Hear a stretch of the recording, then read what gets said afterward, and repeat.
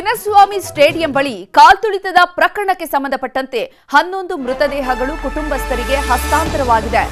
ಮರಣೋತ್ತರ ಪರೀಕ್ಷೆಯನ್ನ ನಡೆಸಿ ಆನಂತರ ಮೃತಪಟ್ಟವರ ಮೃತದೇಹಗಳನ್ನು ಹಸ್ತಾಂತರ ಮಾಡಲಾಗಿದೆ. ನಿನ್ನೆ ನಡೆದಂತಹ ಕಾಲ್ತುಳಿತದ ಪ್ರಕರಣದಲ್ಲಿ 11 ಮಂದಿ ಮೃತಪಟ್ಟಿದ್ದು ರಾತ್ರಿಯೇ ಮರಣೋತ್ತರ ಪರೀಕ್ಷೆಯನ್ನ ನಡೆಸಲಾಗಿದೆ. ಬೌರಿಂಗ್ ಆಸ್ಪತ್ರೆಯಲ್ಲಿ 6 ಮಂದಿಯ ಮರಣೋತ್ತರ ಪರೀಕ್ಷೆಯನ್ನು ನಡೆಸಲಾಗಿದೆ.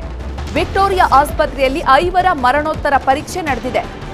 ಒಟ್ಟು 11 ಮೃತದೇಹಗಳನ್ನು ಕುಟುಂಬಸ್ಥರಿಗೆ ಹಸ್ತಾಂತರ ಮಾಡಲಾಗಿದೆ. ಮರಣೋತ್ತರ ಪರೀಕ್ಷೆಯ ಬಳಿಕ ಶವಗಳನ್ನು ಹಸ್ತಾಂತರ ಮಾಡಲಾಗಿದೆ. ಒಟ್ಟು 11 ಮಂದಿ ನಿನ್ನೆ ನಡೆದಂತಹ ದುರ್ಘಟನೆಯಲ್ಲಿ ಸಾವನ್ನಪ್ಪಿದ್ದಾರೆ. ಚಿನ್ನಸ್ವಾಮಿ ಸ್ಟೇಡಿಯಂನಲ್ಲಿ ನಿನ್ನೆ ದುರ್ಘಟನೆಯೇ ನಡೆದು ಹೋಗಿದೆ. 11 ಮಂದಿ ಆರ್ಸಿಬಿ ಅಭಿಮಾನಿಗಳು ಆರ್ಸಿಬಿ ಆಟಗಾರರನ್ನ ನೋಡ್ಲಿಕ್ಕೆ ಮುಗಿಬಿದ್ದಿದ್ರು. ಸಂಭ್ರಮಾಚರಣೆಯನ್ನ ಮಾಡಲಿಕ್ಕೆ ಬಂದಂತಹ ವೇಳೆಯಲ್ಲಿ ಕಾಲ್ತುಳಿತ ಉಂಟಾಗಿ 11 ಮಂದಿ ಮೃತಪಟ್ಟಿದ್ರು. ಈ 11 ಮೃತದೇಹಗಳನ್ನ ಕುಟುಂಬಸ್ಥರಿಗೆ ಹಸ್ತಾಂತರ ಮಾಡಲಾಗಿದೆ.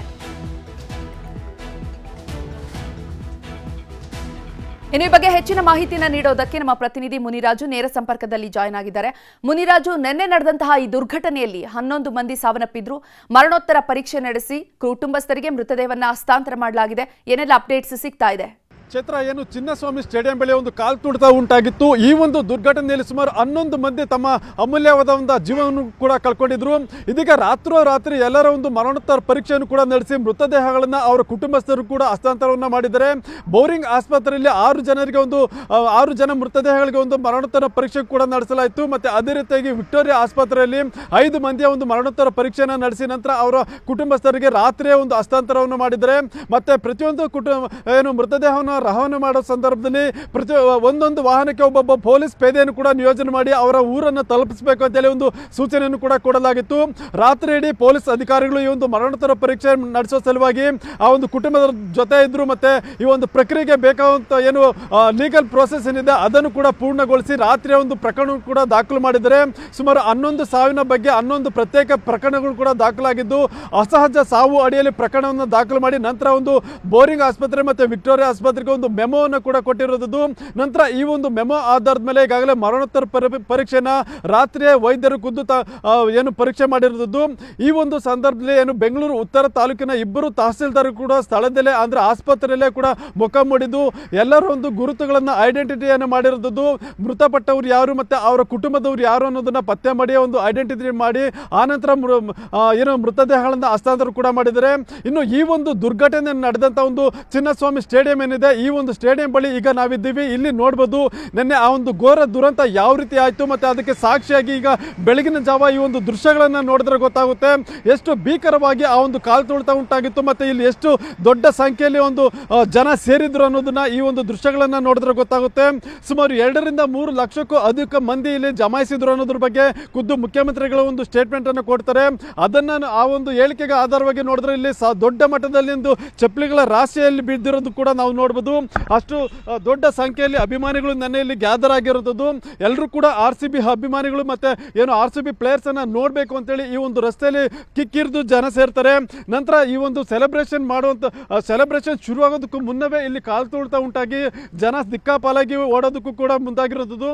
ಏನು ಅದರಲ್ಲಿ ಪ್ರಮುಖವಾಗಿ ಸ್ಟೇಡಿಯಂಗೆ ಎಂಟ್ರಿ ಕೊಡುವಂಥ ಸಂದರ್ಭ ಏನಿದೆ ಆ ಒಂದು ಸಂದರ್ಭದಲ್ಲಿ ಜನ ಸ್ಟೇಡಿಯಂನ ಒಳಗಡೆ ಹೋಗಬೇಕಾದ್ರೆ ಒಂದು ದೊಡ್ಡ ಮಟ್ಟದ ಒಂದು ಕಾಲ್ತುಳಿತ ಉಂಟಾಗಿ ಆ ವೇಳೆ ನೂಕುನುಗ್ಗಲು ಕೂಡ ಉಂಟಾಗಿದೆ.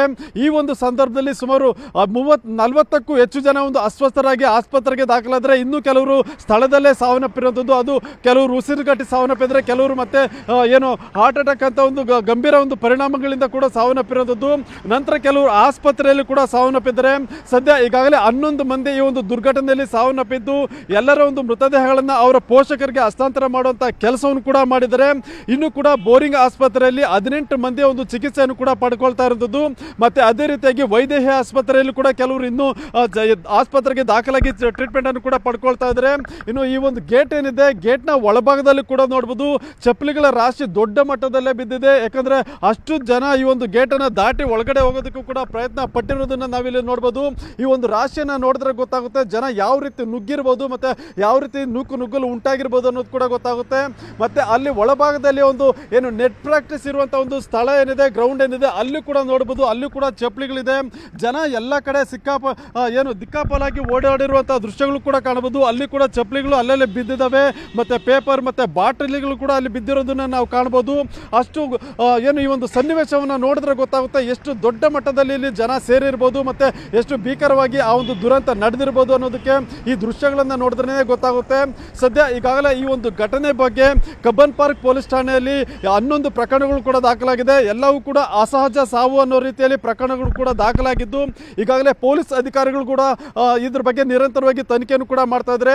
ರಾತ್ರಿ ಇಡೀ ಹಿರಿಯ ಅಧಿಕಾರಿಗಳು ಕೂಡ ಒಂದು ಸ್ಥಳದಲ್ಲಿ ಮೊಕ್ಕಾಮೂಡಿರೋದು ಮತ್ತು ಆಸ್ಪತ್ರೆ ಮತ್ತು ಪೊಲೀಸ್ ಠಾಣೆ ಎಲ್ಲ ಕಡೆ ಈ ಒಂದು ಘಟನೆ ಬಗ್ಗೆ ಮಾಹಿತಿಯನ್ನು ಪಡ್ಕೊಂಡು ಒಂದು ತನಿಖೆಯನ್ನು ಕೂಡ ಮಾಡ್ತಾ ಇದ್ದಾರೆ. ಚೈತ್ರ, ಮುನಿರಾಜು, ಈ ದುರ್ಘಟನೆಯಲ್ಲಿ 11 ಅಮಾಯಕರು ಸಾವಿಗೀಡಾಗಿದ್ದಾರೆ. ಇಷ್ಟು ಜನ ಸೇರ್ತಾರೆ ಅನ್ನುವಂತಹ ಒಂದು ನಿರೀಕ್ಷೆ ಇರಲಿಲ್ವಾ ಸರ್ಕಾರಕ್ಕೆ? ಈ ಸಾವುಗಳಿಗೆ ಯಾರು ಹೊಣೆ ಅಂತ? ಚೈತ್ರ, ಖಂಡಿತ. ಯಾಕಂದರೆ RCB ಏನು ಒಂದು 18 ವರ್ಷಗಳ ಬಳಿಕ ಒಂದು ಕಪ್ಪನ್ನು ಗೆದ್ದ ಸಂದರ್ಭದಲ್ಲಿ ಸಾಕಷ್ಟು ಒಂದು ಜೋಶ್ ಇತ್ತು ಮತ್ತು ಸಾಕಷ್ಟು ಒಂದು ದೊಡ್ಡ ಮಟ್ಟದ ಸೆಲೆಬ್ರೇಷನ್ ಕೂಡ ನಡೀತಾ ಇತ್ತು.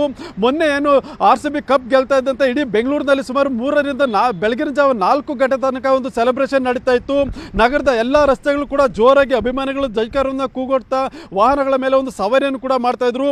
ಆದರೆ ಮರುದಿನವೇ ಅಂದರೆ ಕಪ್ ಗೆದ್ದ ಮರುದಿನವೇ ಒಂದು ಸೆಲೆಬ್ರೇಷನ್ಗೆ ಇಲ್ಲಿ ವ್ಯವಸ್ಥೆ ಕೂಡ ಅವರು ಅನೌನ್ಸ್ ಮಾಡಿದ್ರಿಂದ ದೊಡ್ಡ ಮಟ್ಟದಲ್ಲಿ ಒಂದು ಅಭಿಮಾನಿಗಳು ಕೂಡ ಗ್ಯಾದರ್ ಆಗ್ತಾರೆ.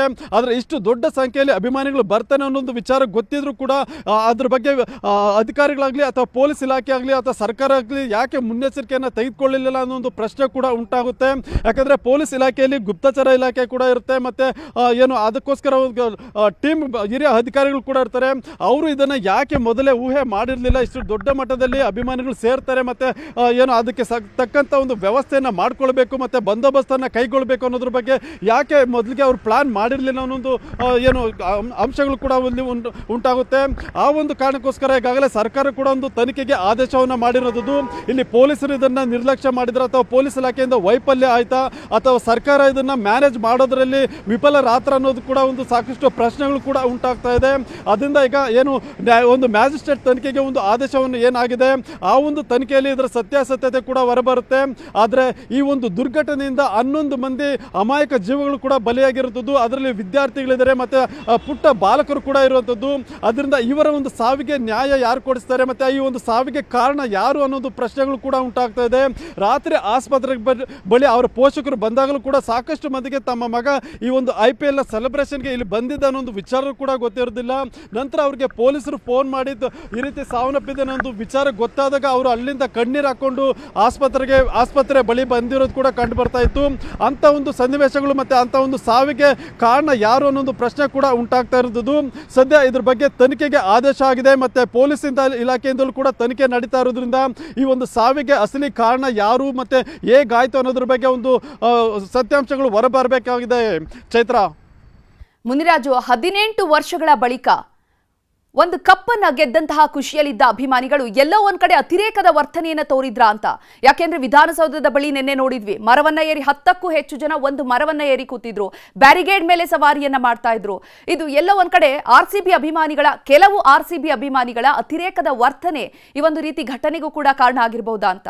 ಖಂಡಿತ ಚೈತ್ರ, ಆ ಒಂದು ಆ್ಯಂಗಲ್ನಲ್ಲೂ ಕೂಡ ಹೇಳ್ಬೋದು. ಯಾಕಂದರೆ ಮೊನ್ನೆ RCB ಫೈನಲ್ ಮ್ಯಾಚ್ನಲ್ಲಿ ವಿಭಿನ್ನ ಆಗ್ತಾ ಇದ್ದಂತೆ ಸಾಕಷ್ಟು ಸಂಖ್ಯೆಯಲ್ಲಿ ಅಭಿಮಾನಿಗಳು ರಸ್ತೆಯಲ್ಲಿ ಕೂಡ ಕುಣಿತಾ ಇದ್ರು ಮತ್ತು ರಸ್ತೆಯಲ್ಲಿ ಸಿಕ್ಕುವಂಥ ಪ್ರತಿಯೊಂದು ವಾಹನಗಳನ್ನು ಅಡ್ಡಗಟ್ಟಿ ವಾಹನಗಳ ಮೇಲೇರಿ ಕೂಡ ಡ್ಯಾನ್ಸ್ ಮಾಡ್ತಾ ಇರೋದು ಕೂಡ ಕಂಡು ಬರ್ತಾ ಇತ್ತು. ಮತ್ತು ಕೆಲವರಂತೂ ಅರೆ ಬೆತ್ತಲೆಯಲ್ಲಿ ಡ್ಯಾನ್ಸ್ ಮಾಡ್ತಾ ಮದ್ಯವನ್ನು ಕೂಡ ರಸ್ತೆಯಲ್ಲಿ ಸೇವನೆ ಮಾಡ್ತಾ ತುಂಬ ಉಚ್ಚಾಟವನ್ನು ಕೂಡ ಮಾಡ್ತಾ ಇದ್ರು. ಆದರೆ ನಿನ್ನೆ ಅದಕ್ಕಿಂತ ಡಬಲ್ ಆಗಿ ಒಂದು ಜನ ಬೆಂಗಳೂರಿನ ಒಂದು ವಿಧಾನಸೌಧ ಇರ್ಬೋದು ಮತ್ತು ಚಿನ್ನಸ್ವಾಮಿ ಸ್ಟೇಡಿಯಂ ಬಳಿ ಜಮಾಯಿಸಿದ್ರು. ಅವರು ಕೂಡ ಒಂದು ಅಭಿಮಾನದ ಒಂದು ಅತಿ ರೇಖದಲ್ಲಿ ಕೂಡ ವರ್ತನೆ ಮಾಡಿರೋದ್ರಿಂದ ಈ ಒಂದು ದುರ್ಘಟನೆಗೆ ಕಾರಣ ಇರ್ಬೋದು ಅನ್ನೋ ಒಂದು ಅಂಶಗಳು ಕೂಡ ಈಗ ಗೊತ್ತಾಗುತ್ತೆ. ಯಾಕಂದರೆ ಅಭಿಮಾನಿಗಳು ಹೆಚ್ಚಿನ ಸಂಖ್ಯೆಯಲ್ಲಿ ಗ್ಯಾದರ್ ಆಗಿದ್ರು ಮತ್ತು ಆ ಒಂದು ಸಂಭ್ರಮಿಸುವ ನೆಪದಲ್ಲಿ ಅದನ್ನು ಸ್ವೇಚ್ಛಾಚಾರವಾಗಿ ಕೂಡ ಬಳಕೆ ಮಾಡಿಕೊಂಡಿರ್ಬೋದು. ಆ ಒಂದು ಕಾರಣಕ್ಕೋಸ್ಕರ ಈ ಒಂದು ದುರ್ಘಟನೆಗಳು ನಡೆದಿರುವಂಥ ಸಾಧ್ಯತೆಗಳು ಕೂಡ ಹೆಚ್ಚಾಗಿದೆ. ಚೈತ್ರ, ಧನ್ಯವಾದ ಮುನಿರಾಜು ತಮ್ಮೆಲ್ಲ ಮಾಹಿತಿಗಾಗಿ.